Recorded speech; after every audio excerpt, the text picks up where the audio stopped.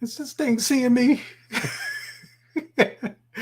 What's up, everyone? Harry the Big Dog here. And today, today, if you can see in our ticker right down there, we are doing a producer series where I'm bringing on producers, and these producers produce some of the records us DJs play. So I thought I'd show them some love too and change up the DJ interview just a little bit, still keeping it in the family and everything. So, my man Buddha, you may not know the name or you may know the name, but let me bring him on because I want him to hear some of this stuff too. What's up, Buddha? What's going on, big dog? How I'm you? chilling. I'm Right. chilling. But I just wanted to bring you on and just say some of the credits that on the records that you produced. Okay. I'm just going to name the artists. We'll talk Okay. about some of the titles in a Okay. few minutes. Okay. Busta Rhymes. I'm looking over here because I got my notes right here. Busta Rhymes, Mob Yes, Deep, sir. Sticky Fingers, Petey Pablo, Yes, sir. E40 and Ice T, Yes, sir. Destiny's Child, Channel Live, Heather B, MC Light, Janae, Rakim, Sporty Thieves, and a whole bunch of other peoples that you done produced. Yo, this is so dope. Ladies and gentlemen, But this is Buddha, super producer. He's been doing this for a long time. And that is only part of his credits for himself. This is not for collaborations that he's done. So Buddha, ah, first of all, tell everybody your name, your government name if you want, and how you got that name Buddha. oh wow. Okay, so oh man. So my government name is Roger Monroe. Um, I've carried the name Buddha for since fresh out of high school. I guess I got the name. A guy. My man Chris gave me the name because I used to indulge in the herbal area quite a bit, and Trees. yeah. I'm trying to keep it clean. This is a family show. I don't want to make it seem like if I'm a bad man, even though I'm a bad man. You know what I'm saying? you know, um, I got that name from that area, and it kind of stuck. And then as I got older, I grew into it a little bit with this thing right here. You know, so it changed meanings, I guess. That's where some of that Buddha came in. That's where that's where it kind of stayed a little. That's where it Oh kind of stayed. man. So yo, when did you actually get into this producing thing? Were you an MC, DJ, anything before you got into producing, or you went straight there? Well, no, I didn't go straight there. I had a lot of okay, so I had a lot of influence from a lot of different people. Okay, first and foremost, well, I'll get into that in a second, but um, I used to hang out with my boy LB. God bless the dead. He passed away a few years ago, and that was like my right hand man at the time, and he introduced me to quite a few people, and one of the people that we started hanging out with, we used to play basketball all the time, and we used to play with my man Big Ray, and Big Ray was good friends with, and also worked as security for special ed, and Ed was as a really good dude, man. He was gracious enough to allow me to accompany him on the road a few times, And Okay. in doing so, I really, really fell in love with the culture. Although I had already been deeply involved with the culture before, because I mean, music is my thing. I've always loved music. At the age of 14, I snuck into the Fresh Fest. You know what I'm saying? Like I snuck backstage. Oh, you talking back in the day, Fresh Fest. Back in the day, stuck in crazy backstage when I seen Chris Rock was there, young Chris Rock. Yeah, him was backstage. Fresh Prince. Who else was there? Houdini, Run DMC, EPMD. You know, and the crazy thing is, I've had a knack for sneaking in places. So like, I snuck in. I ended up. I was literally backstage the whole time. I didn't sneak in and be with GP and general population. Well, right. That's the whole other thing. General crowd. I was in general admission. Ooh, general, that's something else. I was in. We gonna talk about that later. No. We don't. There's no need to talk about that at all. There's no need to talk about that at all. I was with I wasn't with general admission. I was like, I snuck in and ended up backstage, literally. Like the door that I went through was I went down the ramp where I rode my bike down the ramp where all the tour buses was going there. You know what I mean? And I was hanging out with all the likes of all my favorite favorites.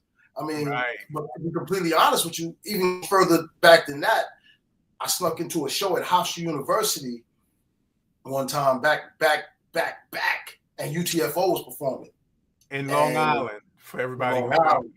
Right, yeah, and UTFO was performing, and again, I had a real knack for sneaking in and being places where I shouldn't be. I ended up in the dressing room, so I'm in the dressing room with Chuck Chill Out and UTFO. You know what I mean? And I'm hanging out and chilling, and later on, like maybe about 5-6 years ago, I ran into Doc Ice, and like just being around that made me like, yo, hip hop is where it's at. Like this is what's happening. Like, you know what I'm saying? Like I got a chance to see the love that people had for them and all of that. And I was like, wow, man, this is incredible, you know? So, fast forward, hanging out with Big Ray, LB and Special Ed, I got to go on the road with them for a while and see a lot of different places and a lot of different things. And I was like, you know what? Whatever I do, I'm going to make this a part of my lifestyle. I'm going to figure out how to make this a part of my lifestyle, So I started out road managing a couple of artists and stuff. And, nobody big that you would know of now, but for me, it was a good thing because they had deals. You know what I'm saying? They were on independent labels, but they had deals. So I was like, I was proud of what I was doing, But being with Special Ed, I was able to get one of those tour jackets, one of them profile record tour jackets. Wow. Yeah, and the crazy. You still got it? Nah, I ain't gonna lie to you. I don't know where. Don't even know where it is, right? I have no clue where it is, man. I have no clue where it is. But I was on the Long Island Railroad one day, headed to Hempstead, and I met this dude. This dude saw me, and he saw me with the jacket on. He goes, his name was shit. Oh, come on, man. I'm tripping. Anyway, he was like, yo, my man Blitz. I'm sorry, Blitz. Please forgive me, brother. And he was like, yo, you work for Profile? I was like, nah. I run with Special Ed. He was like, oh, okay, word. That's what's up. Yo, we got this studio out in Long Island in Hempstead. You need to come up there and check out, and you need to meet my man. And I was like, who's your man? He's like, my man Shamello. And I was like, Shamello. I'm like, what the hell kind of name is Shamello? I've never heard that name before. He's like, yeah, you got to meet Shamello. I was like, yeah, okay, cool, boom. Never really thought too much about it after that until I actually met the dude. Right. Only to find out that Mello actually hung out with all the dudes that I had been hanging out with, but we just never had linked up. You know what I mean? Like, right. Mello hung out with all the dudes that I met because of LB. Mello hung out with. You know what I mean? And so me and Mello met. It was like we hit it off crazy, man. We just started hanging, and a lot of those credits that you mentioned to begin with, I actually co-produced with him. You know Okay. what I mean? Like we like he's responsible for me understanding that I can do this. You know what I mean? Like he took me from having management aspirations to having production aspirations. So that really should answer the question. Like Mello was already an accomplished writer. He had already wrote like songs for Belle Biv DeVoe on that album that they had with Poison and all that. You know what I mean? Right. And so he did like, I think he did like he wrote the rhymes for Thought It Was Me, Ain't Nothing Changed, and Let Me Know Something. You know what I mean? Yeah. So with that being said, it was like it was easy. You know, it was easy to know that it was accomplishable because I was running with somebody that was, I'm not gonna say was on my level because he still was steps ahead of me, but he was a writer, and at the time he was doing his best. See, I'm doing my best to not use the word try. I don't like using the word try. So good. He was doing his best to become to go from writing to production. Okay. So he had just bought a S950 and a SP1200, and he was learning how to use that. So I'm off in the wings watching and just like looking and learning, you know what I mean, and you know, and partaking in the things that gave me my name while doing it, you know what I mean, and you know, he was like all ready and willing to show me whatever. And to be completely honest with you, the first time I ever sat behind a board and engineered anything was Mello. He was aside from being a writer, he was an aspiring rapper, you know. So he was like, yo, I'm going up to the studio, the same studio called 510 up in Hempstead on South Fulton. Now that's actually a legendary place because 510 is Long Island for everybody who don't know. Yeah, 510 in Hempstead, Long Island is the home of the Bomb Squad. The Bomb Squad produced Public Enemy, the Leaders of the New School. They did Ice Cube's first album when he left NWA. You know what I mean? They did a host of records that are classics. Some of the most, you know, Hank Shocklee, Keith Shocklee, Eric Sadler, you know what I mean? Those dudes are legendary. And I was you know, I went up to the studio with Mello and he asked me to record him. And I'm like, record you? Dude, I've never sat behind a board before. You talking about record? He's like, no, it's okay. All you gotta do is press this and press that, and then just move this up and move that up. And I'm like, oh, okay. But we actually did it. We recorded a song we recorded an abortion song called it was about abortion called I Used to Be a Doctor, where he was talking about, no, I should have been a doctor, where he was talking about himself from the fetus standpoint. So it's the fetus talking to the crowd, to the people about, you know, I could have been a doctor. You know what I mean? Like it was crazy, man. It was crazy. It let me know that this dude thinks outside the box. You know what I mean? So it really changed my way of thinking when it came to doing anything, you know? So that's what got me into production. But even then, I still wasn't fluent on the equipment. I was still, you know, picking up, learning, and figuring things out. You know what I mean? Now what years are we talking right now? 1990. 1990. Okay. Yeah, 1990. Now, like all the special ed stuff started a little bit earlier than that, but me and Mello started in 1990. And the crazy thing is, we had a lot of similarities in our lives, me and Mello. So we really hit it off. Like, you know, he had one sister, I had one sister, and you know, and he was 5 years older than his sister. I was 5 years older than my sister. Wow. He had a black truck. I had a black truck. You know what I mean? And we both bought our trucks in 90. They were both brand new 1990 trucks. You know what I mean? And it was just a good vibe. And we didn't care about like just running. I had a job at the time. I was working at this juvenile detention facility in Long Island. but my hours were incredible. So like I did 40 hours in 3 days. So like Friday night, all day Saturday, and all day Sunday, and I was free Monday through Thursday, and Monday through Friday evening. You know what I mean? Right. And it was like I could run and do whatever I needed to do. That's why I was able to run with special ed and do those things, and and hang with Mello. And we would pick up on the drop of the dime and go wherever. And he was a nomad. Like, I mean, wherever he wanted to go, he went. And I was like, I don't care, I'm with it. Like, let's do it. Let's go. You know? Yeah.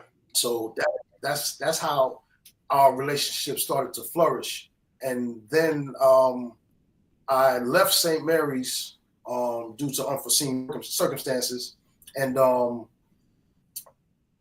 was kind of down, you know, and it was like, yo, you know, he was in a place where he had just had to leave his apartment or his place that he was staying, and he was like, yo, I need to get a crib, you know. I was like, shit, I need to get a crib, you know, because my lease was up. I was living in Far Rockaway at the time, and his lease was up, my lease was up, and he was like, yo, let's find a spot. So we found a spot in Queens, in Bricktown, in South Jamaica. And Queens, New York. Queens, New York. And the crazy thing about it is, unbeknownst to us, there were a lot of circumstances in that environment that we didn't even know at the time really existed. Like, 50 and his grandmother lived like not too far down the road. I found that out later. But Mike Geronimo lived around the corner. Wow. Black Cadillac Ty lived around the corner. You know what I'm saying? So like, there was a lot of hip hop in the air. Right.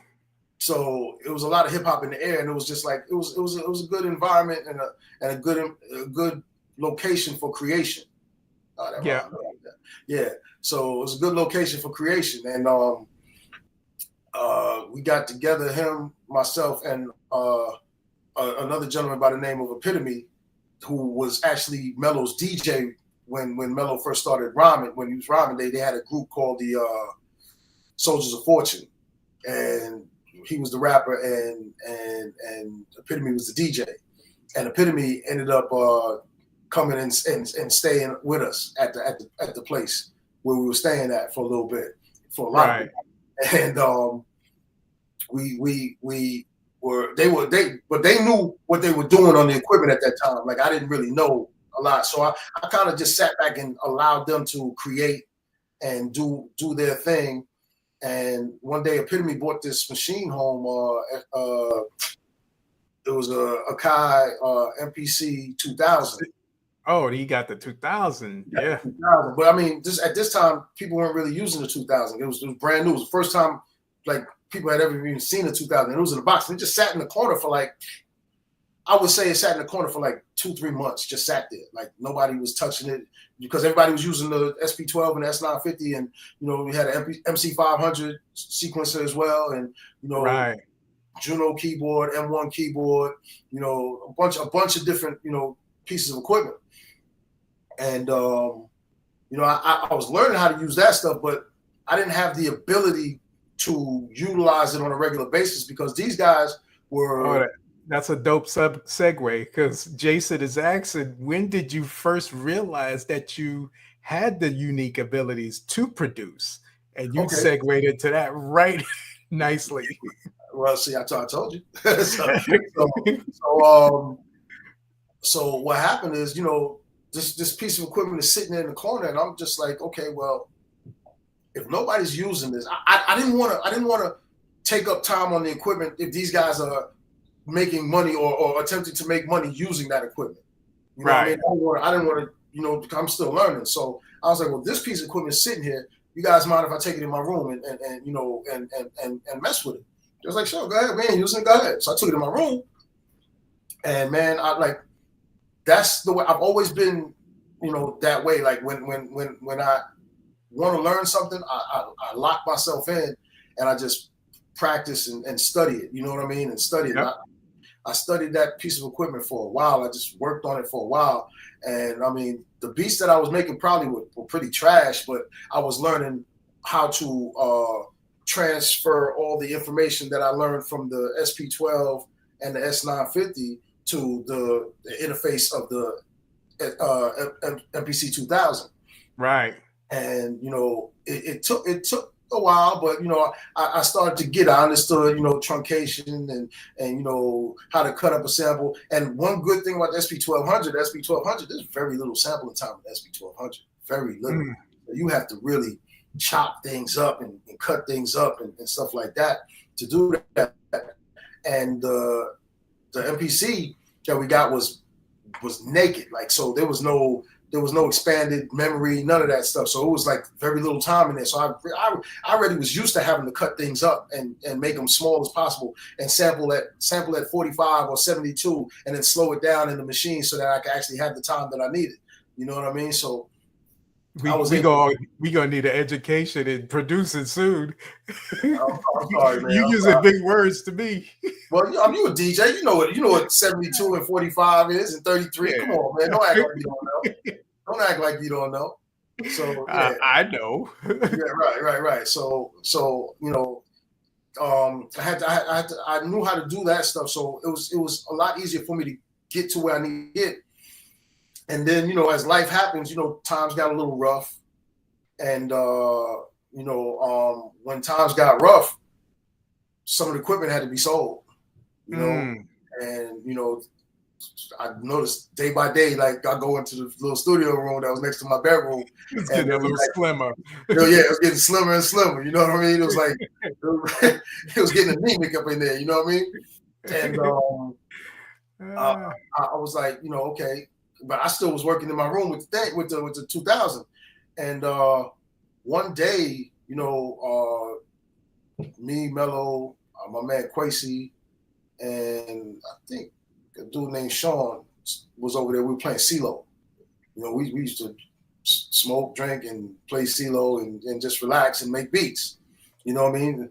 And I actually had a really good day. I won a lot of money. And I actually took all of Mello's money. You know what I mean? And and Mello was like, yo, I'm done. I'm about to go mess with some of these records. So his mom used to be a gospel radio DJ.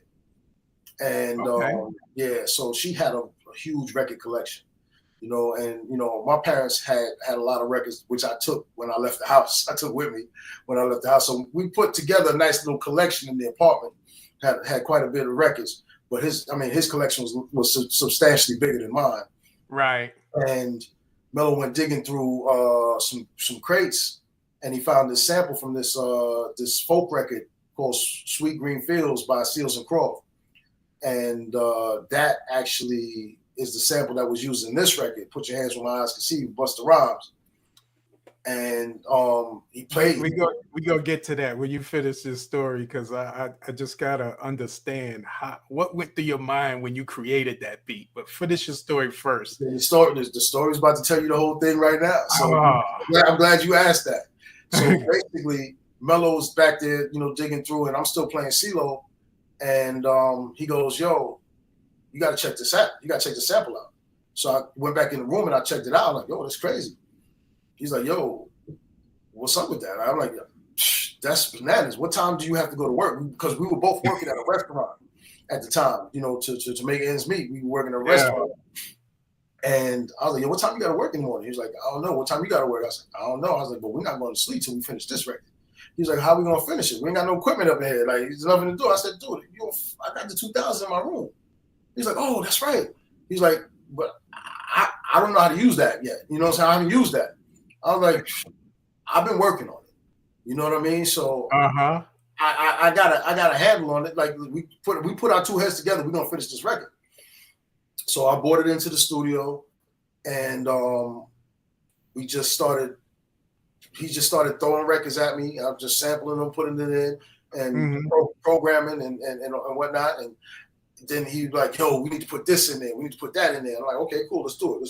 And we find the part that we wanted to put in, and man, that beat probably took us about maybe 2-3 hours to make. And really? It didn't take that long. It didn't take that long. Take that long. It didn't take. I mean, there's not a lot to it like that beat. You know what I'm saying? Right, that beat, but The sample no, it's sample heavy. You know what I'm yeah, saying? But the drums that we added to it is what took us the time because that's what drives the record. You yeah, know what I mean? Because the sample that we took, there's no actual drums in it. You know what I mean? There's like little tabala sounds and stuff like that, but there's no real drums and no real drums in it. You know what I mean? Like it might be like a rim shot in there, you right. know, or whatever. But it's not no real drums in there, like no real drums. So we went in, we was just picking drum sounds and adding them to it, and you know, and to be honest with you, the record that it ended up being is actually kind of scaled down from what we actually did that night because we added sounds in there that we didn't actually use in the finished product. You know what I Okay. mean? Mm-hmm. So because Mello was big on a lot of changes and having to do a lot of stuff, like, you know, a lot of different sequences, and I was cool with that. But you know, reality of it is the main two sequences that consisted of that record was all we needed. You know, so when we were, it was crazy because we were so enamored by that beat that we sat up there like all night and just danced and partied to that record, like to that beat in the crib, like all night long. Bro, do you know what this record, when you throw it on, and for those DJs out there, when it do do do do do do do do do do, oh yo, everybody just starts screaming, even to today. Yeah, well, I've witnessed some amazing things happen when that record comes on, and I've been told by quite a few bit of people when I meet people a lot and they find out that I've done that record. A lot of times they sit there and they say, you know, yo, that's one of my favorite beats, or yo, I started MCing because of that, or this is one of the things that made me want to be a producer. And I mean, I'm humbled by it because, you know, like, I don't see myself the way some of these people see me. You know, I'm just the same regular dude that I've always been in my mind. You know what I mean? But a lot of people see me a little bit different, and I respect that because, you know, I didn't realize it was going to be a classic. But you know who did realize it was going to be a classic? Who? Busta. Busta, like, Yeah. But even before it went to him, we were dancing to it in the apartment, and the doorbell rings, and it's my man Fab. Fab is he was Busta's road manager. Okay. You know, so not Fabulous the rapper, Fab, you know, the road manager, and he rang the bell, and I went downstairs, and we was playing this record so loud, we didn't even care. Like, my landlord was downstairs; he had to go to work in the morning. We didn't even care. Like, we were making mad noise. We didn't even care. Fab I open the door, he hears the beat, and literally, as soon as he hears the beat, he's like, oh yeah. He goes flip mode. He didn't say hot shit. He started just doing little ad-libs in the cut. Beat. You know what I mean? Check it out. You know what I mean? Monique is saying, dope story, Buddha. Classic record. Thank you. Thank you. But, you know, like, to be completely honest with you, like, we still just thought it was just a beat. Like, we had, you know, there was beats flying through the crib all the time. So we just knew it was hot, but we weren't thinking classic record. Mega. We weren't thinking Busta Rhymes. We weren't thinking any of that. And Fab goes, "Oh, you gotta let me take this to Busta." All right, go ahead, take it. You know, whatever. So we put it on tape. We took it to him, either tape or CD, one of the things, and he gave it to him. And from I spoke to Spliff, and Spliff told me that when he first ordered in the studio, he gave it to Spliff, and Spliff listening to it, and Spliff was like, "Yo, this is crazy." And he was like, he was ready to because, you know, Spliff raps crazy, you know what I'm saying? So Spliff was always hype and ready to jump on something, and he was in there listening to it loud and whatever. And Bus heard it and was like, "Yo, what's that? Yo, give me that." You know what I'm saying? And me and Mello, we weren't even thinking about it, man. after we gave it to Fab, we you know, it was just another beat that had, you know, been passed off to somebody, and we went to work. We went to work that weekend, and I believe it was Sunday. I got a phone call. It was either Saturday or Sunday. I got a phone call. I called home, and I checked my voicemail, and it was Busta on the voicemail. And you know, it wasn't strange that Busta would call the house, because Busta's been to the house. You know, because Busta's 5'10", Melo's 5'10". You know what I'm saying? Like 5'10" is the whole origin. That's the mixing pot right there. So Busta had been to the crib. We used to play Tekken all the time, and we'd hang out and just do a bunch of stuff. So it wasn't strange for him to call, but it was strange the way he called, because he was like, yo, Fab just gave me this beat. I need y'all in the studio tonight. So I called Melo over to listen to the machine, to the recording, and he's like, yo, that's crazy.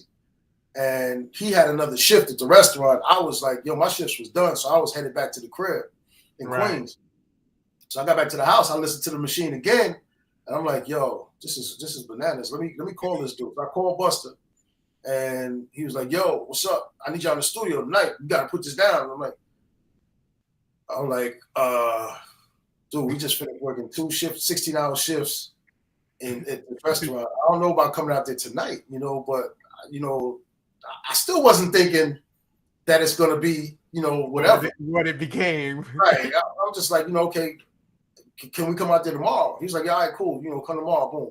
So that next day, I believe it was a Monday, I got on the train. I brought the 2000 out there with me. This sounds crazy, because when I brought the 2000 into the studio, Vinny, who was his engineer, shout out to you, Vinny. I ain't seen you in a long time. But Vinny was like, yo, what is that? I was like, it's an MPC. He was like, that ain't no MPC I haven't seen before. And he was like, it ain't the 60. Right. He was like, no, I was like, no, it's a 2000. He's like, okay, you know how to track out from that? I was like, hell no. You know what I mean? Like because again, production was what I was learning.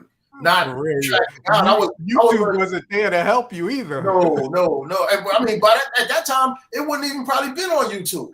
You know what I mean? It was that new, you know? So it probably wouldn't even have been on YouTube. So Epitome, who's our other partner, who was the co-producer on the record, came to the studio and he helped us track it out. You know what I mean? And we were in the tracking out, but then by the time Epitome got there, he kind of figured out the rest of the stuff, and we got it all tracked out. It was just me, Vinny, and Epitome in the studio, and I think Busta was with Rampage and Fab. Busta and Fab and Rampage was shooting Rampage's video for "Take It to the Streets" with Billy Lawrence. They was downtown somewhere shooting that video. So long story short, the Busta gets to the studio, everything is good. We make the beat is tracked out, and I think he did the first verse either that night or the night after that, but he didn't finish the song. It took him a while to finish the record, because he was like, he knew he had to come different on the record. Right. You know? He knew he had to do something different. You know? Were you there when he made the title, "Put Your Hands Where My Eyes Could See"? We were there when he told us that was the title, and me and Melo looked at each other like, that's a long ass title. Like, I'm reading it over here. Like, that's a long title. Like records don't usually have titles that long. Like, you know what I'm saying? Like in our mind, we like eyes, so, you know, hands. Like so they call it something short. He's like, nah, put your hands where I see. He's like, okay, you know what I mean? And then, you know, I told him, I said, yo, when Fab heard it, he was doing this thing. In between these little ad-libs in between, I was like, yo, Fab needs to do the ad-libs. And I guess he thought about that, and he had Fab. Fab is actually doing the same thing he started doing at the door when he heard it. He's on the record. He's the one doing the ad-libs on the record. If you look at the credits to the record, it says, "Put your hands where my eyes can see." Busta Rhymes featuring Fabulous Fab. Okay. You know, so I gotta find my vinyl and look at it. That's what at least that's what the original vinyl said. You know what I mean? And you know, it took me a while to do the second verse, and when he finally did the song, man, we were like, oh man, we were enamored, man. It was the greatest thing I had ever heard in my mind. You know what I mean? Like I was just like, wow, that was an instant classic. This is big. So Busta's the one that told me, like, we mixed the record at Electric Ladyland, which is Jimi Hendrix studio down on West 8th Street. In Manhattan. Yeah, in Manhattan. We mixed it in the B room on the biggest board I had ever seen at the time, one of those SSL-J series. You know, it looked like a spaceship. It curved around, and it was just like, wow. Like I just felt like I was on the Star Trek Enterprise while we were doing it. My man Ricky Hilaire mixed the record. Good job, Rick. Like he brought out all the essences of that record that needed to be brought out, like all the different aspects. And Busta was really, really in particular about the Shakers sounding a certain way, because he loved the way that we had did the Shakers. He wanted the Shakers to sound a certain way, so he was real particular about how he wanted that to sound. And Ricky did a great job delivering what Bust was looking for as far as that was concerned. You know, it was amazing, man. It was amazing. But when we mixed that record, like this all happened in the space of like I would say a month, like from making when y'all created it, the beat to when Busta did the rhymes. To the mix. To the mix, okay. Mix. You know what I mean? Because what we were told, like Bus kept saying, yo, this is gonna be the first single, this is gonna be the first single, this is gonna be the first single. And I was like, yeah, okay, whatever. Like, you know, I'm not even thinking like that, you know, because it was so different. It was a different record. Like it literally changed the way people were doing a lot of things. You know what I mean? The way people were rapping, a lot of things. I heard some of my favorite rappers up at Hot 97 trying to rap on that beat, that instrumental, and didn't sound good. It's not that they couldn't do it. What they were doing was, you could tell that they were using rhymes that they already had and putting it to that, and it wasn't lining up the way it should. So it just didn't sound. And I'm talking about some of my favorite dudes. You know what I mean? It just didn't sound right to me. You know what I mean? But at the end of the day, you know, the first night the night we finished the mix, but me and Bus went up to Hot 97, just the two of us. And, he was like, yo, we're going up to Hot 97, we're going to give it to Flex. So, Funkmaster Flex, for those of y'all that don't know what I'm talking about. And he was like, yo, we took it up there, and Flex dropped bomb after bomb after bomb on the record. And I was like, damn. I was like, wow, this is about to be bigger than I thought it was. And then he played the record like 8-9 times after he played it the first time. Like he just kept playing the record over and over and over again. I'm like, I had never heard. You don't know how dope that record is. And even in 2022, it is so dope. Going back to Jason's question, is that when you knew you had some unique abilities? Well, not even, because, you know, to be completely honest with you, anybody can get lucky, right? So I wasn't thinking I got lucky, but I was like, you know, that's my first record, platinum. You know, it wasn't platinum at the time, but that's my first record. I'm like, okay, well, I got to be able to do more than that. So, and this is leaving Hot 97. We get in the truck and Busta goes, yo, you like that record? I said, yeah, man, I like that record. He's like, yo, you love that record? I said, man, I love that record. He's like, he was like, yo, you know what you got to do now? I was like, what? He's like, forget about it. I was like, what? I was like, Negro, like this, what are you talking about? Forget about it. This record, how am I supposed to forget about it? He's like, no, I'm not saying it like that, but reality is you got to go on to the next thing. You can't just be stuck on this record and think that this is all it's going to be, and then, you know, don't do anything else. You have to go on to the next thing, which is advice that I not only live by, but I push it to other people to this day. You know, yeah, we just did a hot song. Okay, cool. Forget about it. We on to the next record. You know what I mean? Because it makes a lot of sense. It makes a lot of sense now. But for somebody that's their first record, that doesn't make any sense to you. You know, it makes absolutely no sense. And I was just so happy to be a part of that situation. And then I forgot the name of the club, but Kid Capri was spinning. He played the record like 11 times in a row, and a fight broke out, and everybody started fighting, and everybody thought the party was over. And then as soon as security cleared up the thing, he threw the record back on and for another 4 or 5 times. I'm like, oh man, this is ridiculous. I'm like, this is something else. That's when I started to realize, yo, this is something's gonna be something. Busta told me it was gonna be a classic, but I didn't at the time. I didn't know what he knew. Right. You know? I didn't know what he knew. I mean, he had been making records for quite a while. That was his 4th studio album at the time, because he had the 2 with the Leaders of the New School. He had The Coming, and then This Is When Disaster Strikes. So that was his 4th studio album. So he had been on, you know, a lot of things, and he had been a part of a lot of classic records. You know, Scenario and you know the Air remix. You know what I mean? So he had the ability to know that, you know, this is the pattern that classic records follow, and he saw it from early with this record.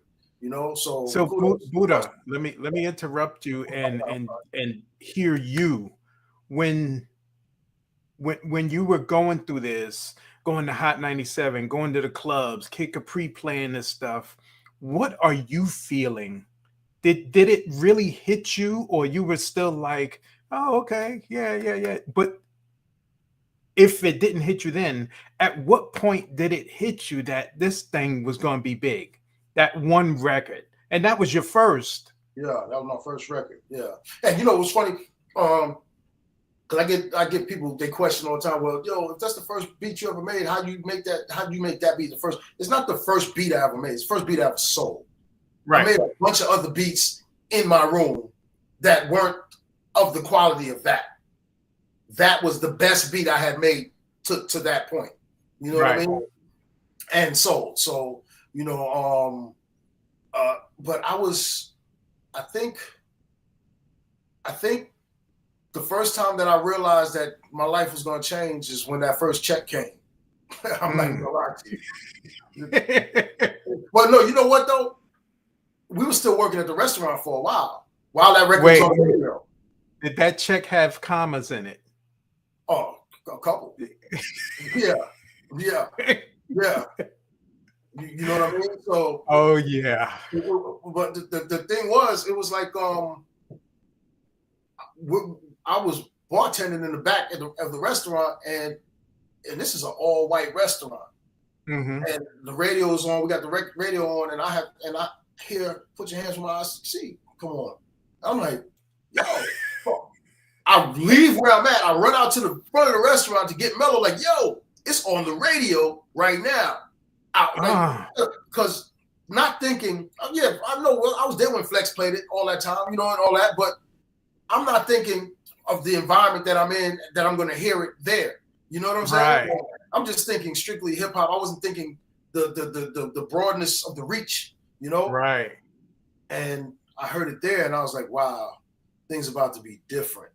And so we mixed the record. I think it was like early June. We mixed the record, and I didn't quit my job until Halloween. Wow. Yeah. You played it safe for a minute. Yeah, because I mean, like I said, I didn't really know what it was going to be, you know. And to be honest with you, I didn't get a check other than the production check that we did for making the record, the producer's advance that we got for making the record. I didn't get a check for that record other than that one until February of the next year. Oh, wow. Yeah.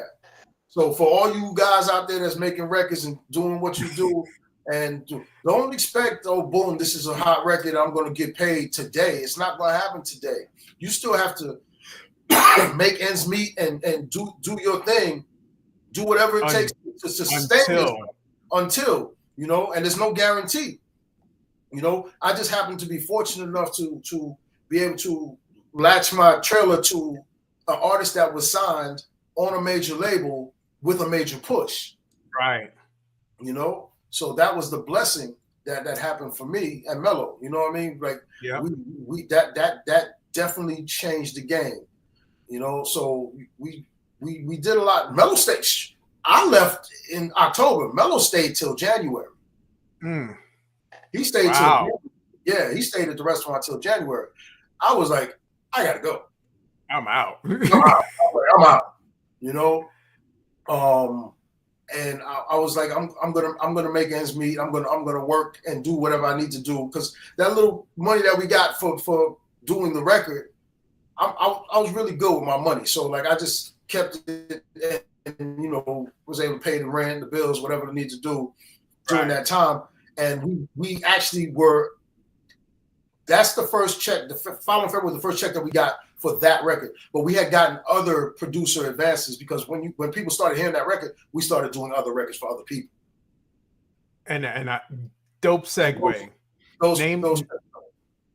Name some of them records that people, I'm sure, on this stream and from the replay, and type in the chat. Let us know if you've heard that record. Name just like 2 or 3 of them that people is gonna know.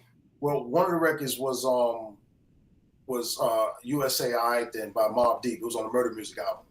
Mm-hmm. The crazy thing about that is that beat, we actually gave that beat to Busta first, and he didn't want it. No, he wanted it. He was going to use it, but he was just, Busta, like, he's a perfectionist, so he likes to make sure that everything is a certain way. But for us, we're not sitting on Busta Rhymes money. We're sitting on our money that we're making, and it's nowhere near Busta Rhymes money. So we're like, what's happening? And Mello went to Bus like, are you going to use the record? And I guess Bus might have been like, yeah, just take it. So Mello went right from I think it was Studio C to Studio B, where Mobb Deep was, played it for Prodigy, and Prodigy was like, yeah, we're going to take this record. And we did that record. You know what I mean? And the crazy part about it, Prodigy used to be part of 510 too. He used to come through 510 also. You know what I'm saying? So there's a lot of history behind things and how they work. You know what I mean? It also led us to work with. We did a record with Destiny's Child, the original 4 Girls, but that wasn't on one of their albums. That was on a compilation that we did. We did a football compilation. A compilation for the NFL. So we had a record with Destiny's Child, and I think it was William Floyd. And then we had a record with Foxy Brown and Andre Rison. That record was a funny record because that record was called "Burning Down the House," and that was right after Left Eye burned down his house. So that was a funny record. Like, it was crazy. Like, we were like, "You sure you want to do this?" He was like, yeah. My man Chucky Madness was the lead on that record. You know what I mean? Shout out to Chucky Madness. And I can't say any of this without, leading to the fact that shortly after we did Put Your Hands and started doing some of these other records, we formed an alliance with a bunch of producers that we had been working with on a regular basis. And we called it the Producers Coalition of America. It was 7 of us at the time. Myself, Shamello, Chucky Madness, who I just mentioned, my man Joe Naughty, who did records with Rakim as well. Spider-Man, who did Poison for Belle Biv DeVoe, Fran Lover, who's his partner also. Fran Lover is a DJ who you should have on your show. We'll get him. Incredible DJ. As a matter of fact, Fran is the owner of the only version of Biggie's Party and Bullshit record, a video of it. Actually, because he shot video. Biggie never did a video to that record, but he was performing it in the park, and Fran shot it and then made a video out of it. So you see a little Kim, a little C's, a young Patio, a young Professor X from X Clan. There's a lot of heads in there from old heads from the past that's in that video. You know what I mean? Look at this, Buddha. Jason is saying, isn't that deep how things snowball like that? one door opens, more doors open, and more doors open. That's a fact. But what's even more crazy than that is it doesn't take much for them doors to close. Yeah. So you really have to stay on your game, and you got to really be a part of certain things and do things a certain way. Another record that we did a remix for Rakim on the 18th letter for Guess Who's Back. Guess Who's Back. Yep. Guess Who's Back. So, you know. Now, I did a little research on you because that's what I do when I bring my guests on. But they have so many remixes for Guess Who's Back. I couldn't tell who did what. We got paid for ours, so I don't know about everybody else, but I know we got paid for ours. So that's all that matters. We got a question. What kind of equipment were you guys using after, I'm assuming after the Busta Rhymes, Put Your Hands Where My Eyes Can See? Okay, well, after Put Your Hands Where My Eyes Can See, we were heavy on the 2000. You know. Okay, y'all just stuck with that. We stayed with that for a while, and then, you know, as things progressed, things started, you know, it started going from analog to digital. And right. I forgot to mention one person that's part of the coalition, and I don't know how I didn't mention him. DR Period, Annie Up, Amar, you know what I mean? Smooth and Trigger, Smooth the Hustler and Trigger the Gambler, you know what I'm saying? DR Period is a big part of us forming the coalition, you know what I mean? Because at the time, we both had like two of the biggest records in the country out. Right. Annie Up was huge, and Put Your Hands Where My Eyes Can See was huge, you know? And now, did you have a part of Annie Up, or it was a coalition? It's just a coalition thing. So okay. we rep each other hard, you know what I mean? And we pooled our resources, if that makes sense. Yeah. The good thing about the coalition is, okay, I'll use this as an example. So later on in life, I did some songs with another artist who I'll talk about in a little bit, but it led me to meeting E40. Right. Okay. And I see you did one with E40 and Ice-T. Right. So watch this. We meet E40, and E40 is probably one of the nicest gentlemen that you could ever meet in the music business. Right. E40 is genuine, and he's a man of his word. He told me something that a lot of people will tell you in this business, but he actually stuck to it. He said, yo, we got to get together and we're going to do something.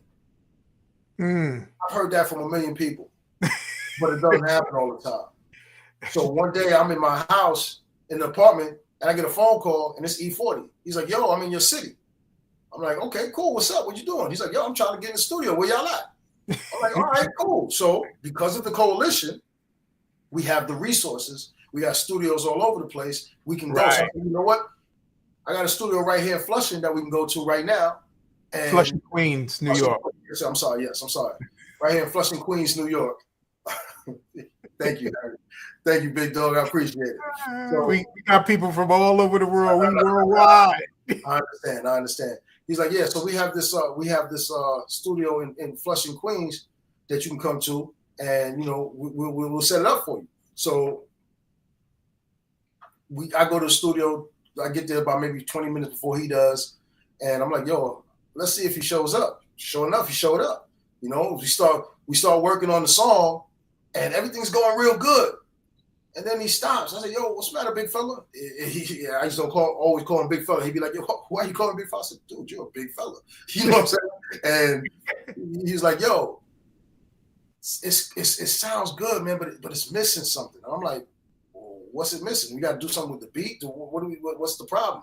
He's like, nah, you know, the name of the song was called The Game. And it was like him schooling people on the game. You know what I'm saying?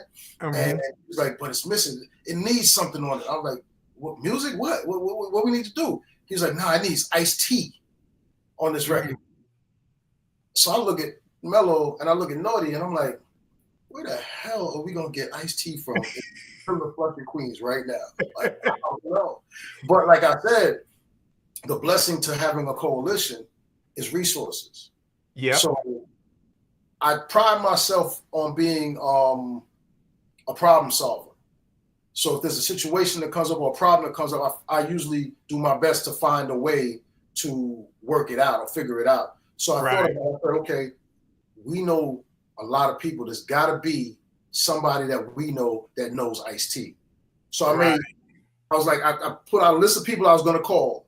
The first person I called was DR period. Mm-hmm. I called DR. I'm like, yo, DR, I'm in the studio with E40 and I got a tall order right now. I need to get in touch with Ice-T. Do you know anybody that knows Ice-T? He was like, yo, I'm going to call you right back. He called me right back like 5 minutes. He's like, yo, Smooth the Hustler is downtown Brooklyn with Ice-T right now. You kidding? Y'all couldn't make it up, man. Hold that thought.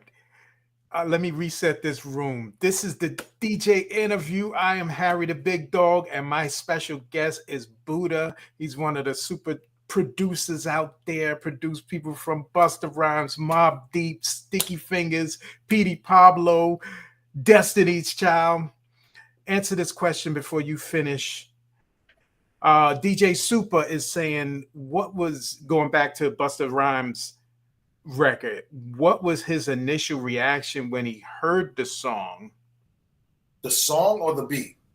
Because he did the song. Yeah. So it's got to be the beat. So when he heard the beat, like, I mean, Busta's an energetic dude. His energy is unmatchable matchable by very few. By very few people can match his energy. For real. I just seen him a couple of weeks ago. The Wu-Tang Nas tour that he's on. Yeah. First stop was St. Louis, and I was there. Okay. Yeah. That dude did 10 minutes and he tore it down. And 10 minutes is too short for Busta. Busta can do 10 hours. He tore it down with 10 minutes. 10 hours without a problem. Like literally. That's why he hasn't found a versus match yet. You know what I'm saying? Yeah. His energy was incredible when he heard the beat. Like I've never heard him like that before. So I knew it was something serious to him. And I later realized how serious it was when he actually did the record. You know, Mello and I looked at each other like we knew he was going to have to come different, and he knew it too. He had conversations with Puff, and he had conversations with Q-Tip. You know what I'm saying? To as far as how to approach the record, and his response to it was what we got. He slowed it down. He got more clear, and he actually found himself. He reinvented himself. That's the best term for it. He reinvented himself, and I would say added decades to his career by doing so. You know, as a matter of fact, like I told you, that record was slated to be the first single, and it ended up being the first single, and it was the last record that was supposed to be done for the album. And wow, right, but this is the catch. Once he did that record, he realized, I have nothing else like this. I have to do something else. So he went back in and did Dangerous with Rashad. So if you look at the pattern of the beat and you look at, because Dangerous is E.T. If you remember, you're a DJ, you remember E.T.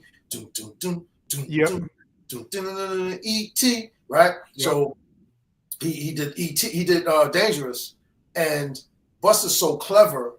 The hook from Dangerous, you know, this is serious. We can make it delirious.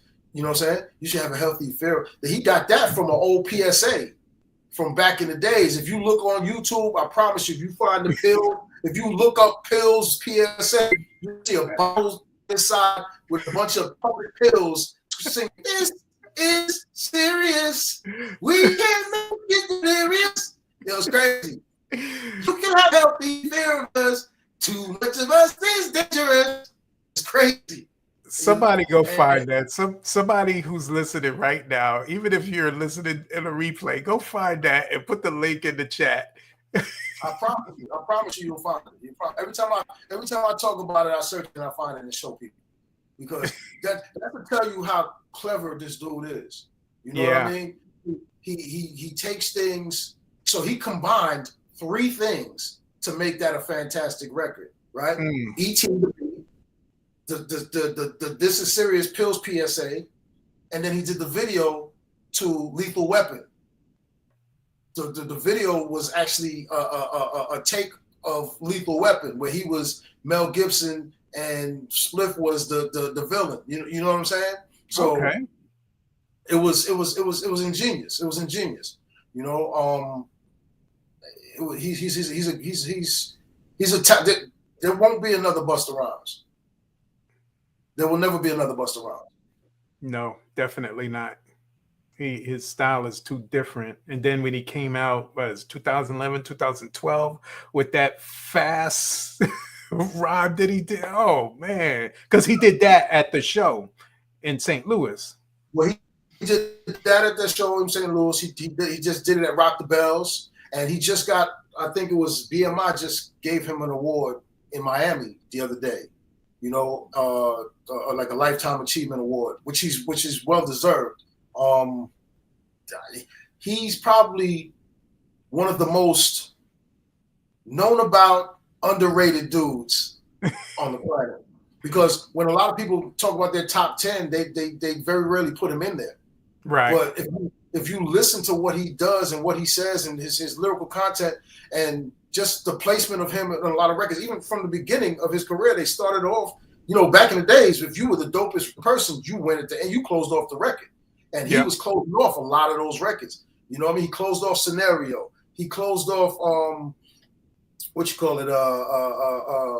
The remix with Biggie and the you know what I mean? What you call Flavor in Your Ear remix. You know what I mean? Okay. Yeah. He closed that up. Like he was the cleanup hitter on a lot of hard hitting records. You know what I mean? And that wasn't a mistake. That wasn't, shout out to DJ Cam. What's up, DJ Cam? That wasn't a mistake. Like they knew what they were doing, putting him where they put him. You know, and look what he did on the Look at Me Now record with Lil Wayne.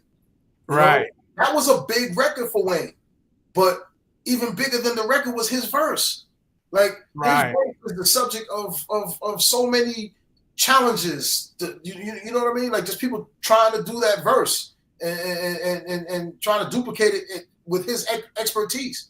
You know, he's a great. I'm just glad to say that we were able to work with him and do what we were able to do.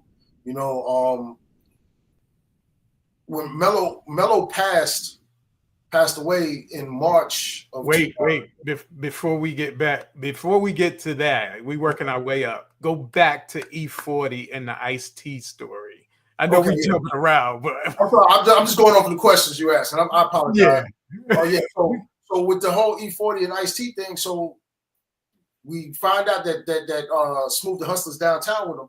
DR calls Smooth, and Smooth brings Ice-T to the studio, and we actually knocked the record out. Like I was so shocked to actually have had that happen, because I mean, when I woke up that morning, it wasn't on my agenda to do a record with E40, more or less E40 and Ice-T. And Ice-T. You know what I mean? You know, even after I was doing the record with E40, which was a great thing, it wasn't on my list that Ice-T was going to be on that record.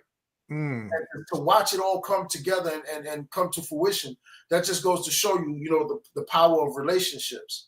You know, this is why the coalition is such a big thing to us, and why we continue to this day. DR will forever be a brother of mine. All of the members of the coalition will forever be brothers of mine. You know what I mean? And we're one short with Mello passing away last March. Now talk about that, because I seen a lot of Facebook posts about that last year. Yeah, well, that was I know we talked offline, and I know it's still bothers you. It's cool. It's cool. That was a life-changing moment for me. I've had people pass away before that was close. It's like my man LB that I talked about before. Like we were like this, and he passed away 2 years before that. Wow. And I thought that was the worst thing that had ever happened to me when he passed away. And then when Mello passed, I literally was stuck Mm. on stupid for like a week. Like, didn't know whether I was coming or going. Because I sat right where I'm sitting right now and spoke to him just like I'm speaking to you right now on video the night before. I spoke to him 3 times the day before. The last time was FaceTime on my computer. Wow. For those people who don't know, what happened? He passed away from a heart attack. Mm. And you know, it's what I will say is this. We don't do everything that we need to do to take care of ourselves, especially as Black people, Black men, right? Mm-hmm. We lack on, you know, going to the doctor. Mello was very, very avid about going to the doctor and seeing about certain things. But it's important that we all get our regular checkups and make sure that what's going on is going on, and what we know is going on, we take care of it. Because he did have an underlying condition. Okay. And he knew about it more than I did. You know, he knew the severity of it more than I did. Right. You know, it was I don't know if it's congestive or congenital, but one of those 2 words, heart failure. Mm-hmm. Right. And it's just it's heartbreaking to all of us, because I was literally on my way, because I'm also a photographer now too. So I was on my way to a photo shoot to go do something for somebody. They called me and they said that they were going to be starting a little late. I didn't have to get there that early, so I stopped off at my man B Prince, my man Byron. Shout out to B Prince. I stopped out at his house, and he knows Mello, and he knows his sister Danny. Shout out to Danny. And I was at Byron's house, and we were just talking about Mello. We were talking about Mello and his sister. And I get a phone call. They asked me, you know, have you spoken to Mello? I said, and this was on Saturday. Mm-hmm. On a Saturday. And have you spoken to Mello? I'm like, nah, I haven't spoken to him. I spoke to him 2 days ago, you know, Thursday. I spoke to him Thursday. Everything's good. Just like, we'll get in touch with him. I was like, that's just, Mello does this from time to time. He'll turn up. He's just probably doing something that you don't want him to know he's doing. He don't want you to know he's doing. You know? Yeah. And I was like, you know what? I'm gonna call his sister and see if she's heard from him. And I called Danny, and Danny was like, yeah, they just called me about it too. I'm trying to find out what's going on. I'll call you back. And then, you know, I was like, okay, cool. So I get off the phone with her, and I go back to talking to B about it, about Mello. And then I get a phone call like maybe 20, 30 minutes later, and it's Danny, and she's telling me that he's dead. And that's the phone call that changed my life, yo. Like wow. Literally changed my life. Because to be honest with you, when I live in Atlanta, Georgia, right? I've been down here for 14 years. And when I came down here, I was kind of sick of the music business. Not sick of music, but sick of the business. Because there's a lot of things in the music business that are, you know, toxic. A lot of people that are toxic, and a lot of things that people want you to do. And, you know, Mello and I always had this thing that we wanted to do things our way, you know? Right.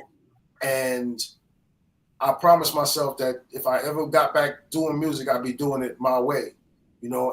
And just before he passed, I was starting to get back into it with a partner of mine named Jay the Pro, who I'll introduce y'all to in a little bit. But, you know, I was starting to get back into it. And when he passed, I had played him a couple beats that I had just did, and he was like, "Yo, that's crazy. That just sounds good." Like he was amped for me. You know what I'm saying? He was like, yeah. "Yo, I'm feeling you." You know what I mean? And then he was gone. And crazy, man, crazy. It just changed everything, you know. But let's go back before that real quick, because one of the things that we did together that a lot of people don't know that we did, might not know that we did, they might think somebody else is responsible for, is when you do a beat of the magnitude of like a Put Your Hands Where My Eyes Can See, Right. what happens is people ask you to duplicate that. They want the same thing. They want something similar to that over and over. And under Melo's tutelage and the tutelage of people like Eric Sadler and stuff like that, it was really about being an artist and creating where creation took you, as opposed to creating to conform to what people want you to do. From a money standpoint, duplicate what they want you to duplicate, you make more money. But if you're in it for the love of it, you're not looking for the money. You're looking for it's about the creation. You know what I mean? Right. And we got tired of people asking us to duplicate that. So when you're peddling beats, it gets hard because you're looking for people and they're looking for something specific. So Melo and I decided that, you know what? Screw that. We're not going to even go out and shop beats to nobody no more. We're going to do our own artists. And Fab, the same dude who did the ad-libs on Put Your Hands Where My Eyes Can See, came to our doorstep with a gentleman that he had just met while he was on tour with Busta in North Carolina. And he brought him to the house. And we sat there and we listened to the guy.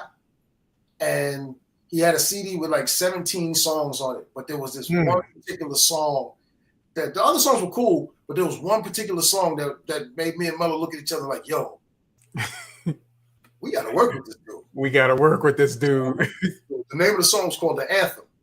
And it was incredible the way he spit it, because he just started talking about all different types of food. And the way he talked about it made there was some down south, and it just made your mouth water. Like you just got hungry. Just you know what I mean? You got hungry listening to it. And we decided that we were going to work with him. And this is even before I didn't, at the time, I was just learning how to engineer stuff. Like I didn't even know how to really engineer, or even that I had a talent for it, until we went to the studio.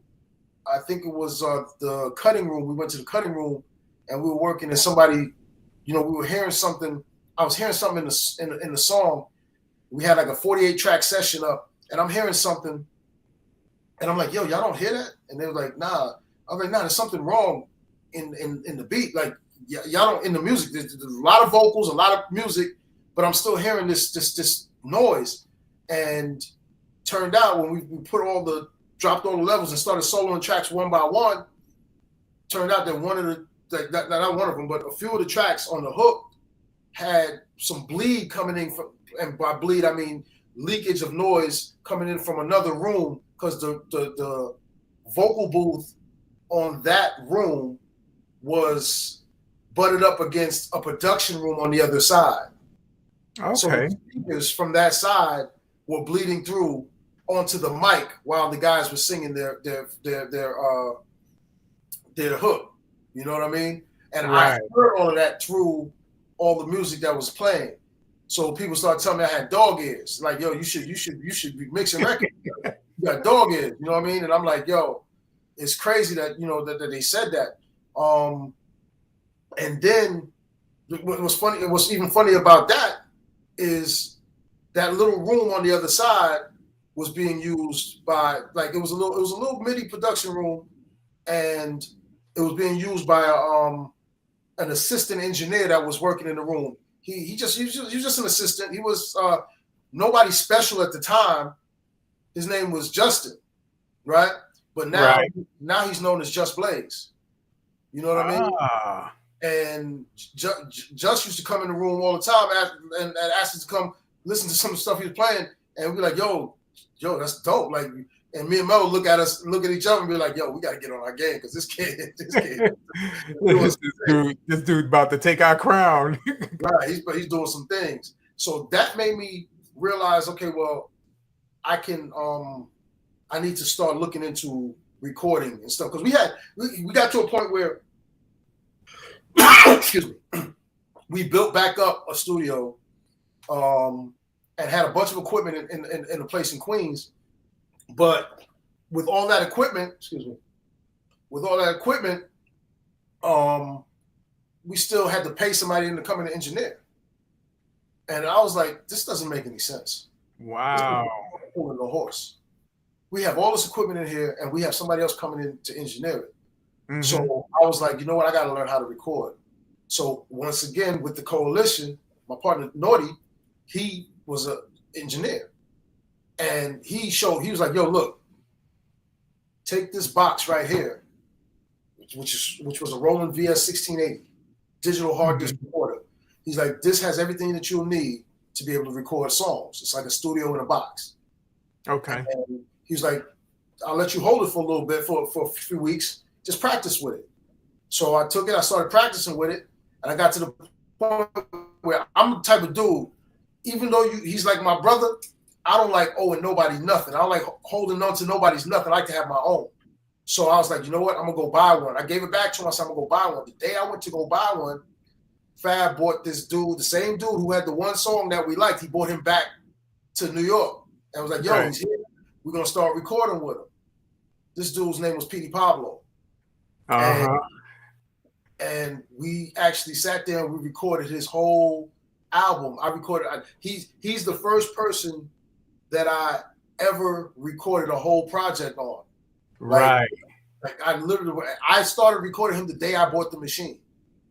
Now tell everybody what that means to be executive producer, because I'm looking at your little, not little, but your music credits.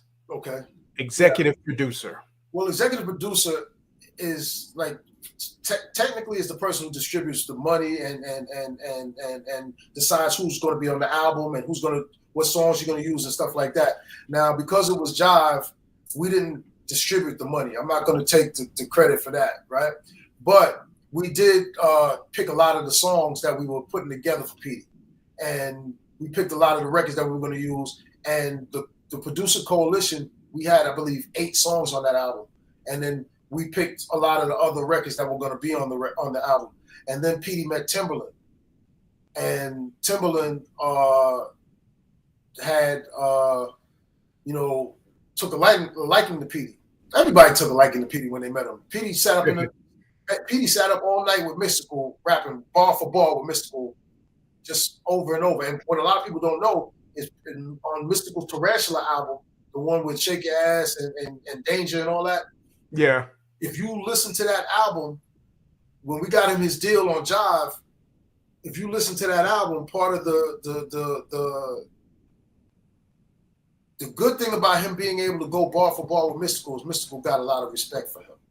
Yeah. And Mystical okayed Jive putting Petey's songs on the end of that album. Oh, nice. There were either 3 or 4 songs on the end of that album. Like if you let the album end and you just let it play, the CD play, just keep playing, there's 3 or 4 bonus songs on the end of that album. So on a platinum album, Petey was introduced to the world. You know what I mean? Yeah. And then we were still working to figure out, what we were going to do as far as the single was concerned, and he met Timbaland. And when he met Timbaland, I'll be honest with you, he was very happy to be a part of that whole clique, but he wasn't exactly enamored by that beat that Tim gave him to do that record. Right. I mean? He thought it was cool, but he didn't see it as a record that was like a Missy record or a Leah record or a Genuine record. He thought it was like just a throw-off record. And I told Petey, I was like, yo, look, man, I'm gonna be honest with you. We were up at Battery Studio.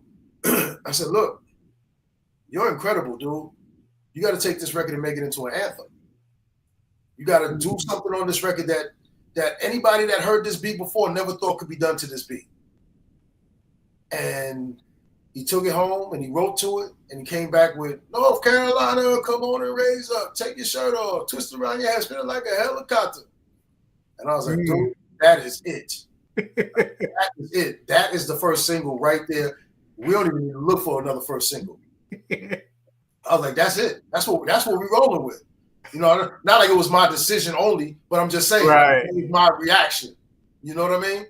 Yeah. I mean, it was crazy. Like working on Petey's album, I got to meet Pharrell because Pharrell was they were actually in the studio across from us working on Danger and Shake Your Ass and all those records Okay. across from us while we were recording that album. With Mystical. With Mystical, exactly. Yeah, you know. So it was a very very enlightening experience. You know what I mean? I got to see Pharrell in his early stages. You know, because I'll be honest with you. At first, I was like, "Who's this weird dude with a cowboy hat?" And you know what I mean? Like I thought, you know, I'm just being honest, you know. But no disrespect, Pharrell. You know he gonna watch this video. No disrespect at all. Like this is my first impression. Like, dude, if I walk up to you looking like me and I just have a cowboy hat in the middle of Manhattan, you're gonna look at me a little different. You know what I mean? Very. Well, Manhattan, you know, because everybody's weird there. But that bears nothing on his. Yeah, they are. But you know, that bears nothing on his talent, though. That man is a very, very talented individual, and you know, he's another genius. You know what I'm saying? So, doing all of that, we knew we had to have our own artist. So that's why we did Petey. So Petey was the first artist that I ever did, along with Mello. You know what I mean? And that went platinum. Dope to be executive producer. Now you were also producer, recording engineer on that. Yeah, I recorded. That means. Explain what recording engineer means. Well, I recorded all the records except for the records that he did with Timbaland. Like when I recorded all the songs in my bedroom. We did Petey's whole album in my bedroom. Wow. In Queens, New York. But you never know where gems come from. But we had a plan, though. We had a plan, and Mello was very instrumental in the plan. Like Mello would sit with him in the daytime, and they would get everything together and come up with the concepts and write the songs that they were going to have, and then me and Petey would sit together all night and record the songs. So each song would take a day. You know what I mean? Like it would take a day. But so I don't even really know when Petey slept because he was working with Mello all day and me all night. You know? So he's one of Petey, Busta, Sticky Fingers, and Trey Songz are probably 4 of the hardest working people that I've worked with at that point in my life. Like, I mean, the hardest working people that I worked with at that. Now, even though Trey came a little bit later, but you know. I'm looking at your notes on Trey Songz, and it's got over 30 unreleased songs. Oh yeah. What happened there? Well, I worked with Trey when Trey was like 17 going on 18. And a partner of mine at the time by the name of Charles Farrar, he was part of the characters. Him and Troy Taylor had character music. They did like Sweet Lady for Tyrese, and you know they did Mary J. Blige, and they did B5. And they did a lot of records, a lot of big records. They did. You know, I got to meet a lot of people messing with Charles. Like I mean, Nile Rodgers, Colonel Abrams. Right. I mean, dudes I never thought I would meet. You know what I mean? I met messing with Charles Farrar. You know, and Troy, you know, and we did a lot of records with Trey. Trey and I would go in the studio every night and do probably about 2 or 3 records every single night. Like literally pick the beat, write the song, get a rough mix to the song, record the song, get a rough mix to the song, and be on to the next song. And we just keep doing it. And we just did that every single night. And there was a little bit of a misunderstanding somewhere in that. And Trey ended up working with Troy Taylor, shout out to you, Troy. And history's wrote from there. You know what I mean? Right. Trey, but you know, Trey's an extremely hardworking young man. You know, he knew what he wanted to do. He knew how he wanted to do it, and he knew what he wanted to be. And I watched him build Trey songs in front of my eyes. Because when I Wow. first met him, he was just finishing being a rapper, you know, that was transitioning to a singer, you know. And Yeah. what I will say, Troy definitely gave him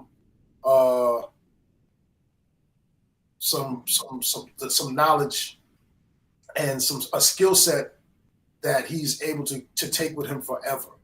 Troy's an extremely impressive vocal coach. Troy also worked with us on the record that we did with Destiny's Child, and did vocal coaching, you know, with Beyonce and the rest of the girls. I don't mean to say it like that, Beyonce and the rest of the girls. Beyonce, Kelly, LaToya, and Latavia. How about I say that? Yeah. Because you And know they're gonna watch this video. yeah, they got to. Come on, man. DJ interview with you know, they gotta watch this. They With gotta watch Harry, this the big dog. Come on, who doesn't watch the big dog? You know what I'm saying? So yeah, so Troy was very instrumental in a lot of things. I learned a lot from Troy. I learned a lot from Charles too. They both were very instrumental. They had a studio on 23rd Street in Manhattan, right between I think it was Park and Madison. And matter of fact, that's why I met D Nice for the first time. And, Okay. you know, D Nice used to always walk around with a camera. Him and Ron Lawrence. He did say he did the photography thing too, Yeah. while he was transitioning, getting back into yeah, he did. He always that's one of the inspirations for me doing photography. Him and Ron Lawrence. Ron Lawrence, one of Puffy's P. Diddy's hitmen. Ron Lawrence is also, every time I'd see Ron Lawrence, he had a camera in his hand and he was shooting stuff, and it inspired me. Like I always liked photography, but you know, I didn't have the resources at the time to do it. When I say that, I mean I was funneling my money towards music. When I decided that I was going to step back from music a little bit, I dove heavy into photography. So I spent about 13 years working on photography. You know, I'm a full-fledged photographer. Like if I showed you my camera stash and my setup, you'd be like, wow, I've got for magazines. I shoot a lot of stuff. You know what I mean? So I've been. Now, are you Sony, Canon, or Nikon? Okay, so I am Canon and Sony. Good. Good for Sony. I'm a Sony dude. I have Sony. So I have a 5D Mark IV. Canon, and I have two Sonys. I have a Sony A7 II and an A7R. Okay. Yeah. Nice. Not low-end cameras either. Nah, not at all. For people who don't know. But this is the thing. So what I'll tell everybody that's watching, or anybody that aspires to be anything, whatever you do, please put yourself in the position to invest in yourself, because that's the only way that you're going to go further. You can want to do things, but unless you invest in yourself, there's no reason for anybody else to invest in you. You know, so investing in yourself is going to give you the resources to get better and to expound upon all the things that you're doing. You know. Yes, man. We're getting close on time. Okay. What I want to do is thank you, first of all, for coming on. We're gonna definitely have to do a part 2, because we didn't get through half the people you have on this list. So we're gonna do the Big Dog and Buddah part 2. Okay, that's cool. And if you got time, it'll be the week after. If not, we'll do it another time. Well, that's cool. Can I, before we go, though, I would like to introduce my partner. Yes, that's what I was just going to say. Bring. I definitely want to come in and take a seat and just talk a couple of things we're doing now. For those who don't know, well, this is J Pro. He's been quietly sitting in the back, looking at me, watching this whole interview. Look at me like you talk too much. I'm used to it. Okay. Yeah, but yeah, Jay, I've known Jay for over 30 years. And wow. I'm from New York? My bad. I've known Jay the Pro, or Pro as we call him, for over 30 years. From New York, from Brooklyn. and Okay. he's, you know, I met him through a cousin of mine, and we, you know, we've always wanted to do stuff, but it never really found its way to make it happen like that. And you know, with he's the one, to be honest with you, he's the one that brought me back into music. So for everything that you're gonna hear from now on, it's, if it wasn't for this guy right here, I probably would just be taking pictures and doing websites and doing video and stuff like that. But he brought me back into production and rekindled that flame and brought my love back to it. You know what I'm saying? So I owe a debt of gratitude to this man for what he's done for me. And we formed a company called Goodfellas Music. Okay. And we're currently working on an artist that's signed to another coalition member named Fran Lover, signed to him and my man Sam Merrill, and we are working on this artist right now. We have some bangers. So I mean, when I say bangers, listen, the excitement behind these records that we get when people hear them is ridiculous. You know, so I just want the world to be ready, because his name is Snacko, and you know they call him that because he big on snacks when he was in school. He eating a lot of snack foods and stuff like that. And I would have never guessed. He was the one that everybody would go to for snacks. So they call him Snacko, and yeah, the name stuck. And I mean, when I tell you, yo, Big Dog, when I tell you these records that we have with this dude are fire, like it's some artists you have that are in a box. Yeah. We purposely designed this dude to not be able to be put into a box. Absolutely. There is no way that you can put him into a box. But real quick, I just want Pro to run off a couple of things that he worked on too, because he's done some things that's just notable. That's no, bro. All right, well, going back, I work with Onyx, Sons of Man, Royal Fam, like the Brooklyn Camp of Wu. You know, group called, well, it was Problems in Black Attack, and it was the other dude they used to rhyme with, Beating Up a Lot at Tariq. They formed something records, so I was working on that stuff. Kind of transition, you know, from New York, made my way down to Atlanta.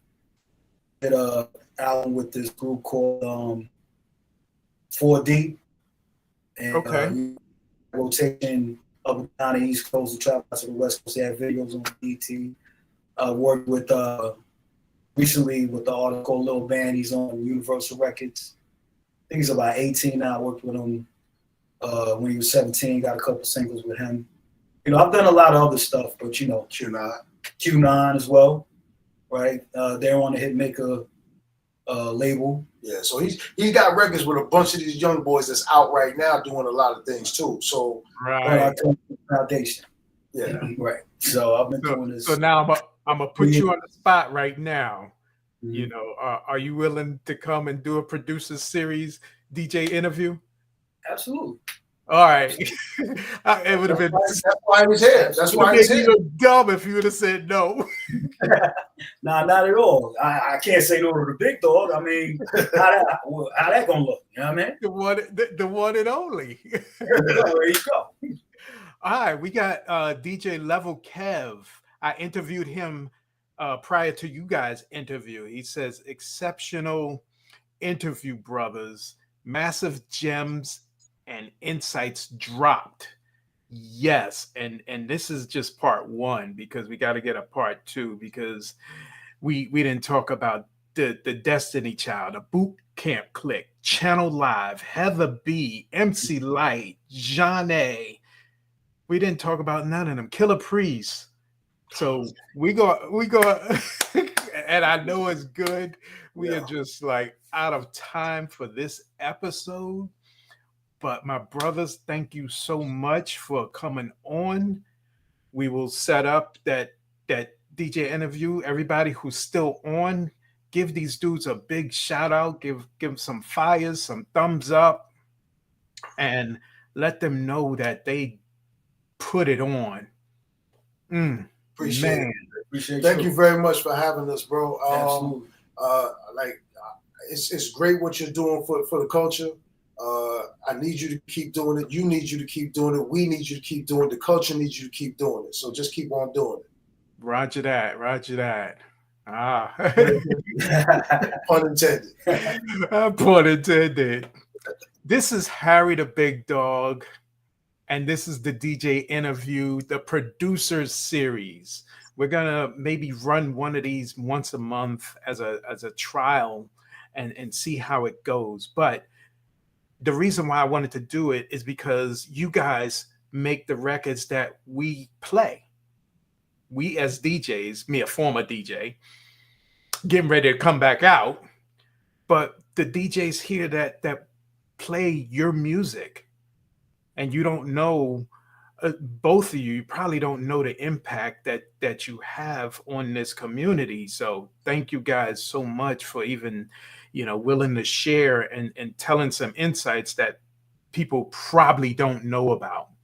And with the Busta Rhymes thing, with Petey Pablo, people don't know these stories, and I'm glad I could at least break some of it to my community.